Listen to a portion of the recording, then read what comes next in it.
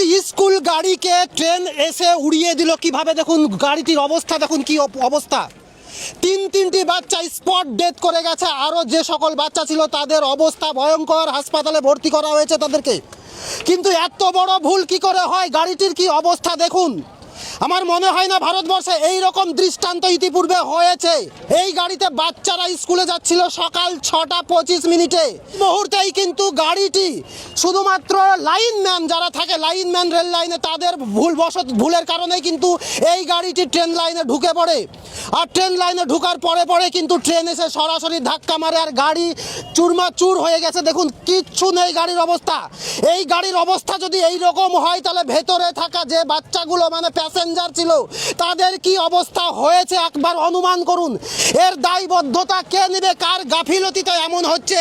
স্থানীয় সূত্রে যেটা জানতে পারছি, সম্পূর্ণ গেটম্যানের গাফিলতিতে এত বড় অ্যাক্সিডেন্ট ঘটে গেল মুর্শিদাবাদ বহরমপুর এলাকার কর্ণসুবর্ণ স্টেশনের গোবিন্দপুর গেটম্যান গেট লাইনে দেখুন রীতিমতো গেট পড়েছিল, একটি রেল আসার কথা, সেই রেল চলে এসেছে, অটোমেটিক গেট ছেড়ে দিয়েছে গেটম্যান। তারপরে সেকেন্ড গাড়ি কিন্তু সঙ্গে সঙ্গে ঢুকে পড়ছে। গেটম্যানের কোনো ভ্রুক্ষেপ নেই, গেটম্যানের কোনো ধারণা ছিল না কিভাবে এটা হতে পারে। অবশ্যই সুস্থ মস্তিষ্ক হলে এমন ভুল হওয়ার কথা নয়। সম্পূর্ণ দোষ আমরা স্থানীয় সূত্রে জানতে পারছি গেটম্যানের। আমরা জানার চেষ্টা করবো, আরো মানুষ রয়েছে এখানে, তাদের কাছ থেকে জানার চেষ্টা করবো। আসুন দেখাই গেটম্যানের কি অবস্থা। কোথায় ছিলেন গেটম্যান? এই হচ্ছে সেই গেটম্যানের রুম, দেখতে পাচ্ছেন আপনারা, এই গেটম্যানের রুম।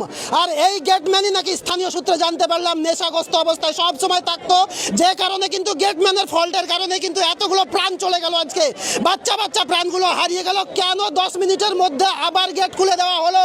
কোনো কি সিগন্যাল ছিল না? কিভাবে এটা সম্ভব হয়? কোন ধরনের মানুষরা নিয়ে এই গেটম্যান এখানে চাকরি করছে? এর কৈফিয়ত কিন্তু দিতে হবে এই গেটম্যানকেই। দেখবো আমরা এখানে বাচ্চাদের ব্যাগগুলো কিন্তু পড়ে রয়েছে। কোথায়? দেখুন কি মর্মান্তিক দৃশ্য দেখুন। এই ব্যাগগুলো কিন্তু সেই বাচ্চাগুলো যারা কিন্তু স্কুল যাচ্ছিল তাদের যে সরাসরি উপরে চলে যেতে হবে, এটা কিন্তু বলে আমি আর বুঝাতে পারছি না, বা আমাকে খুব কষ্ট হচ্ছে। এইরকম দৃশ্য ভারতবর্ষের বুকে আর কোনোদিন হয়েছে কিনা আমি জানি না, আমার জানা নেই। সব সময় নেশা, সব সময় গাঁজা খায়, মদ খায়, আর ওখানে পড়ে থাকে, কথা বলতে গেলে সঠিক উত্তর দেয় না, এরকমভাবে পড়ে থাকে। আর এখানে যেটা করেছে খুব মারাত্মক করেছে। এখানে যখন ক্রসিং আছে তারা তো সবটাই জানে, তাহলে ও যে গেটটা ফেলে দিল, দিয়ে আবার লাইন কেন ক্লিয়ার করলো, লাইন ক্লিয়ার করে আবার কেন গেটটা ফেলে দিয়ে মাঝখানে অ্যাক্সিডেন্ট করিয়ে দিল। সব নেশার মধ্যে সবসময় এই থাকে।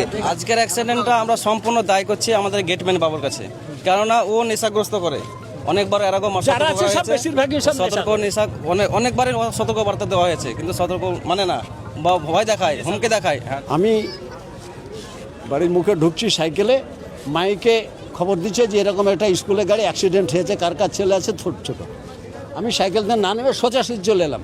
তখন সাকুল্যে 20-30টা লোক ছিল। এখানে একটা ডেড বডি পড়েছে, ওইখানে একটা ডেড বডি পড়েছে।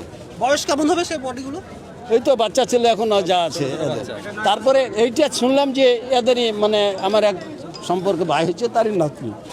তারপরে শুনলাম যে আমার এক ভাই যে মারা গেছে, মানে আমার এক চাচাতো ভাইয়ের মেয়ে, আর ওর বাবা কালকেই সৌদি আরব গেছে।